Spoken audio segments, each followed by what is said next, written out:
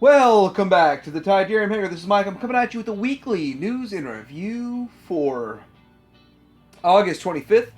And I want to say that there has been zero Masterpiece news all week. But I like talking about Masterpiece figures.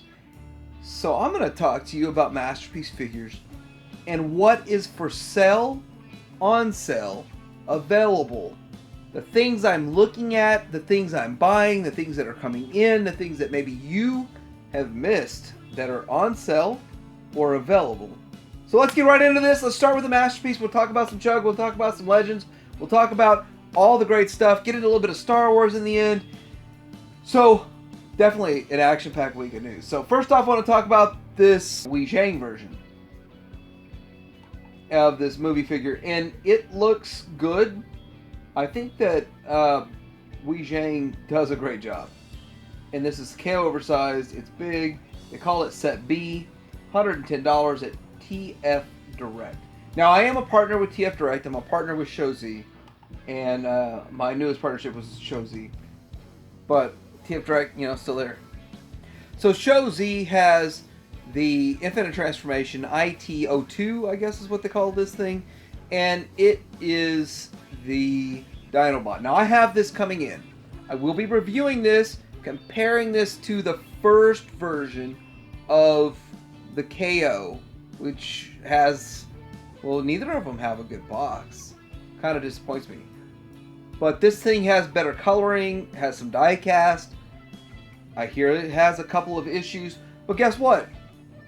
I find I don't seem to have those issues, so we'll see if I get it, if I get those issues.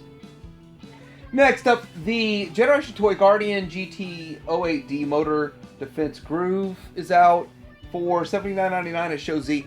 This is really looking like the best Defensor around. Make Toys made a Defensor that's smaller than this. This will not quite scale with Zeta and what all the other things are doing, but it still looks good. I think it's a step above the Make Toys, and I'm kind of excited for it. It's probably not going to be the best Defensor long run, but I'm looking at the next Defensor is 5 years out from now. So if you want to wait 5 years, or if you want something now, jump on this. And Shozi Store also has the MMC Brawl up for pre-order, and it looks good. I gotta say that their Bruticus is starting to shape up nicely. It's starting to look good, but I'm still stuck on the size piece. I'm sorry. It's the size thing that bothers me. But they really don't have a price for this ship. They've been selling for about $100. But the Brawl, he looks good. The angle's kind of off, but I think it looks good. I think all these will look good in bot mode. I think the combined mode will look good too, but it's just going to be too small for my shelf. I just really wished they would have gone with a little bigger size. But I guess old ties or whatever. Shozi has the Unique Toys Provider. It is pretty good looking, actually, and it's around $80. I think this is an interesting figure as triple changers go. Nobody else has actually made this. Loner, part of my Loners video, Loner Volume 2 maybe, hint hint. But I'm thinking about possibly picking this up for, what, $87.99. So yeah, it's actually $90. But it looks good. I'm considering getting it myself, but what do you think? So we got the Zhu Zhang Jet Commander set of 5 figures for $120 at Shozi. And this is a cool Superion. If you don't want to drop the $375, I've got this myself. I actually picked it up for like $100 myself, but $120 is a good price for it, and it's dropping in price because of all the competition for Superion. But if you don't want to spend $675 on Fans Toys, or nearly $400 for Zeta, then this thing for $120 will work. It'll work okay. You can fake it till you make it. You can put a little platform under it to make it size right, but I think it looks good. I really did like what Combiner Wars did with Superion. I liked what Combiner Wars did with a couple of those figures, and Superion was my favorite. I actually bought into Superion day one as hard as I could. Wish they would have had every piece available day one, but they did not. But this takes all the best that Hasbro did and made it better. Some improvements. So you got the DX9 Invisible Mirage. Now everybody, except like 2 people, and his name is Bob and the other one's Frank. No, I'm just joking. This Invisible Mirage from DX9 is only $57.11. It's almost half of what it cost to get the MMC Sphinx. And I don't think it's that bad of a figure. I've got the transparent version, and I feel it's a little bit lightweight, and it's not as stable as I would like. But with this paint on it, it looks way better. I really like the figure with the paint. And I actually kind of want the Kokomon, which is the GoBots Crasher. I really, really want a Masterpiece GoBots line to take off.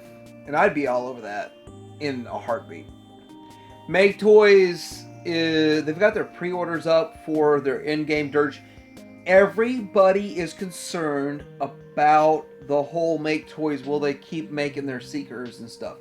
And I don't think that making the Seekers is the issue with Make Toys. I think Making Toys' issue is, will they get back to their Headmasters? Because I think that they had so much massive success with Starscream. And now they're going to try to make success with every single Seeker mold out there. And where's Highbrow? Where's Brainstorm? Come on. We want those 2 Headmasters. And then give us the other 35 Seekers. Now I want to tell you that Shozi, yes, I'm a partner with them, but that makes me look at them so much closer. And they have this Cheetor on sale for $75. And I think that's not a bad deal. That's a pretty good price. I know that once the Cheetors sell out and all these Beast Wars Masterpiece sell out, they jump in price quick. And I think this is well priced to start with, and then to knock a little bit off. I think that the Beast Wars was something I did not really care for, but I got some of these. I have Cheetor, it's great. I got them for a good price, like this, and I think that a Beast Wars shelf is dialing out really well, and I like it so much more than the Beast Wars original figures. So it's kind of like I'm getting back into it, even though I never was in it. Now this one really stopped me, and I was like, whoa. Official Bumblebee for $110. Because my Amazon pre-order day one, like right away, I jumped on it and I got it for a little, like $101 is what it's going to cost me from Amazon Japan. But right now it just pops up. Now you can get it for $110. That's $10 cheaper, plus you don't pay tax, plus no shipping. So that's a good deal. I still do not like Takara Tomy pricing, that they've turned a mini-bot into the old Carbot price. And the old Carbot price turns into a full-scale Masterpiece price. And then the full-scale Masterpiece price turns into what you'd expect to pay for your Unicron. But Shozi offers a little bit of help here. Don't forget that you can pre-order your Bad Cube Bugs $115. If it doesn't get pre-ordered, well, too bad. We have this Voltron. You can get it at Shozi. You can get it at TF Direct. You can get it at a lot of places. Shozi's the cheapest at $139. So it does not split off into individual lions, but it has lights, and it's kind of cool. A little bit stylized though. Getting into some Siege stuff, we've seen some Megatron pictures, and yeah, this is from the movies. It's cool. I don't know. I've got the original, so if it's smaller than the original, I think it will be. Then to me it's a pass if it's smaller.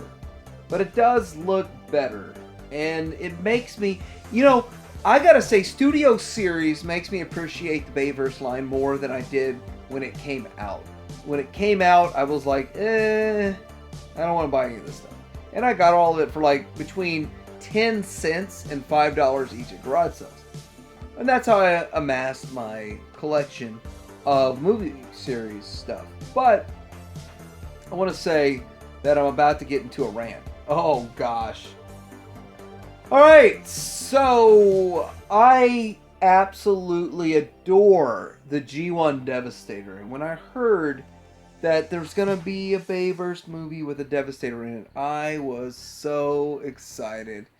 When I saw the G1, well, not G1, the Bayverse movie with Devastator, it was a bastardized abomination of crap. And I was so upset. Now, if you were raised on this, and you like this Devastator, I apologize that Michael Bay messed you up. This thing sucks. I had the first one. Nothing on this planet will make me ever pay 5 cents for these stupid pieces of garbage. They should, you know what?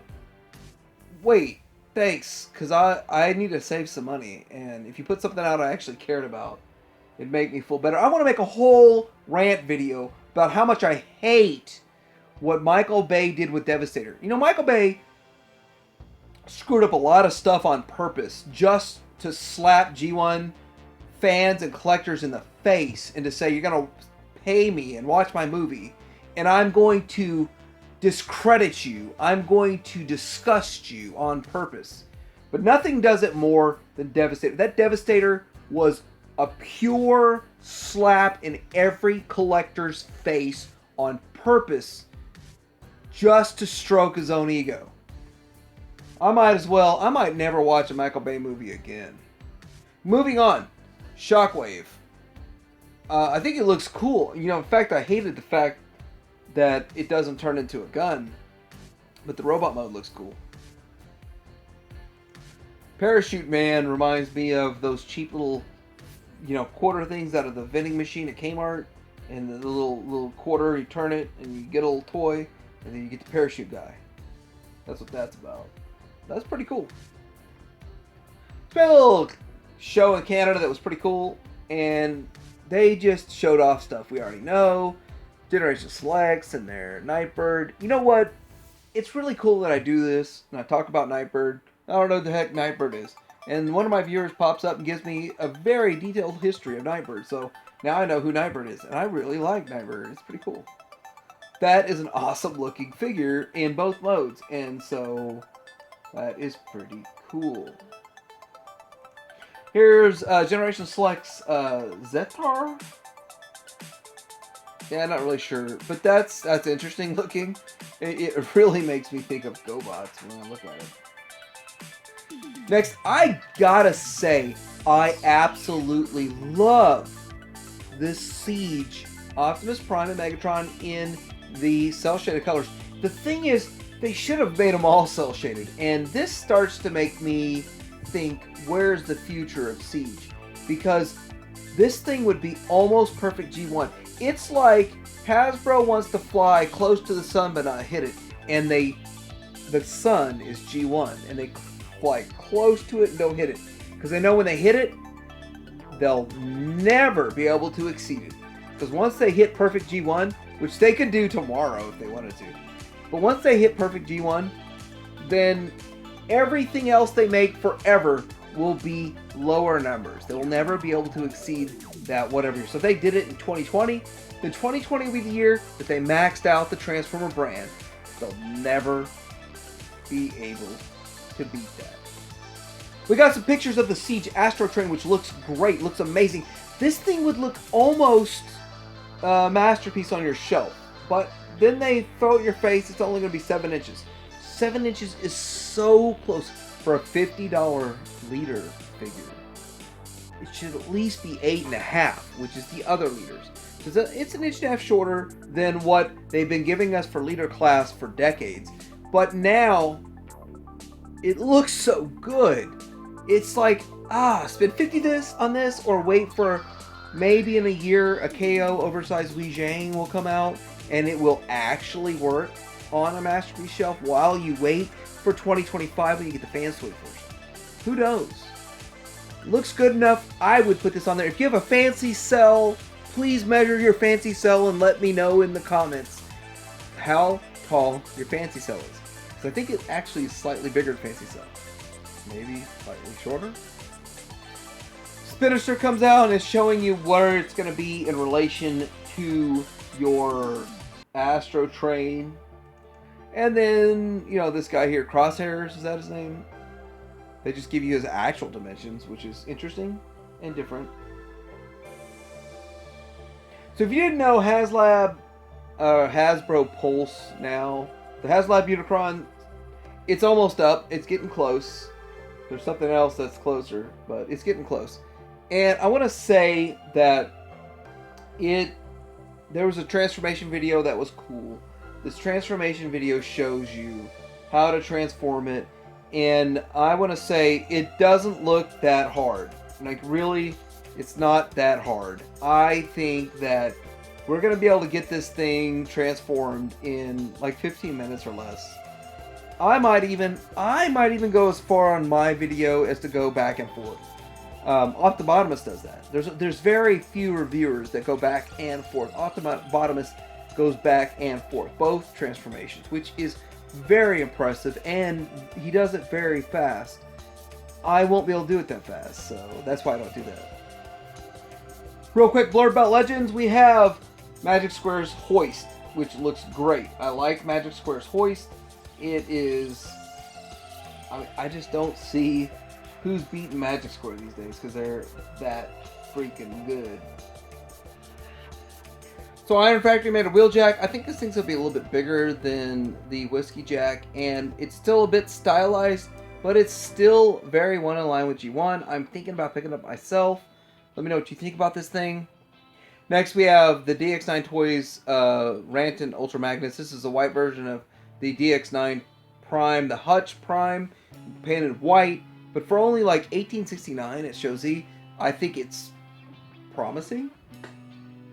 McFan's Toys has their Vecma Toys Weird Wolf, and it's a KO oversize, whatever, but it looks good, and it's only $21.11. Hot Soldiers Prime. Well, this thing's marked down to $42.49, and I don't know, like, it looks good, and I think it's a little bigger than Magic Square. But Magic Square is kind of Magic, so I don't know. What do you want to do? There was some word on why we didn't get a trailer. We all thought Hasbro was just being cheap, but oh no, the mold just doesn't work anymore, so we're not going to bother putting a trailer in because the mold doesn't work. And, well, yeah, that's actually Hasbro being cheap on multiple avenues, because KOs still can KO the trailer and put those out for cheaper than they were selling just the cab. And I think that's interesting.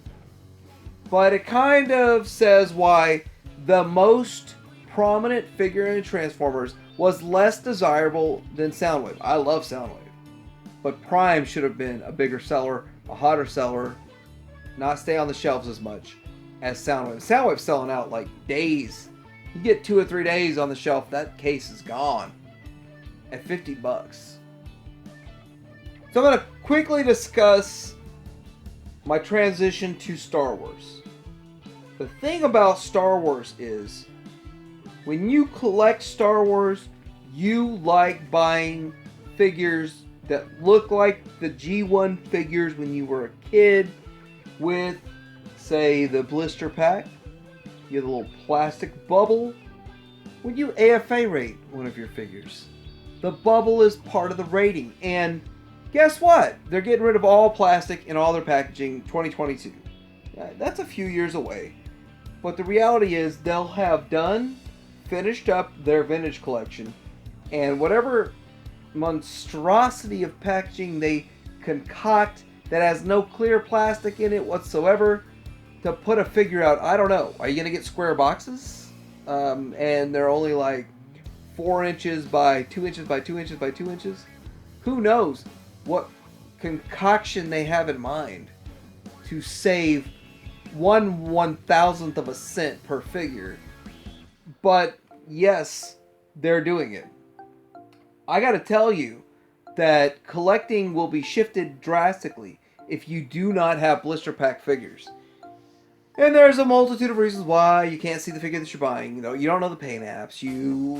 If you're like me, I'm an in-package collector. I don't think I've opened 20 figures out of thousands that I've bought. I don't think I've opened 20 in my lifetime.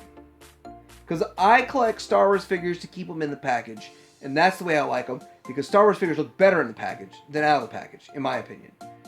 But, and I get fought on this all the time. And I get, you know, some of my most disliked videos are figures I haven't taken out of the package. But, you know, it's not going to change my collecting habit. It's just going to change the videos I make. So, anyhow, I think it's a bad move. A poor idea. But then again, these are not collectors. These are bean counters. Counting their beans. And that's a bean right there. Being able to see your figure doesn't matter to Hasbro. But lucky for you, if you're a loose collector, you can go online on eBay.